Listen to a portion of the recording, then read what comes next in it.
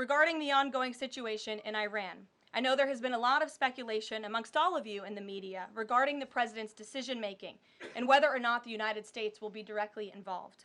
In light of that news, I have a message directly from the president, and I quote, "Based on the fact that there's a substantial chance of negotiations that may or may not take place with Iran in the near future, I will make my decision whether or not to go within the next 2 weeks." That's a quote directly from the president for all of you today. Trust in President Trump. President Trump has incredible instincts, and President Trump kept America and the world safe in his first term as president in implementing a peace through strength foreign policy agenda. And with respect to Iran, nobody should be surprised by the president's position that Iran absolutely cannot obtain a nuclear weapon. He's been unequivocally clear about this for decades, not just as president, not just as a presidential candidate, but also as a private citizen. In fact, I have some quotes for you. In 2011, President Trump said, "America's primary goal with Iran must be to destroy its nuclear ambitions. We cannot allow this radical regime to acquire a nuclear weapon that they will either use or hand off to terrorists."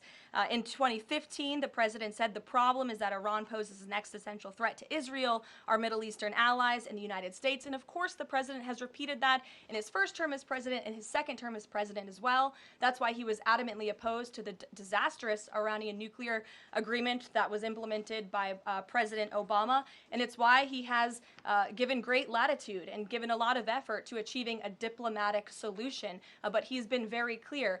Iran went for 60 days when he gave them that 60-day warning without coming to the table. On day 61, Israel took action against Iran. And as I just told you from the president directly, he will make a decision within 2 weeks.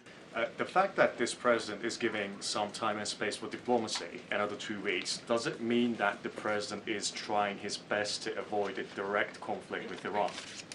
I think the president has made it clear he always wants to pursue diplomacy, but believe me, the president is unafraid to use strength if necessary. And Iran and the entire world should know that the United States military is the strongest and most lethal fighting force in the world, and we have capabilities that no other country on this planet possesses.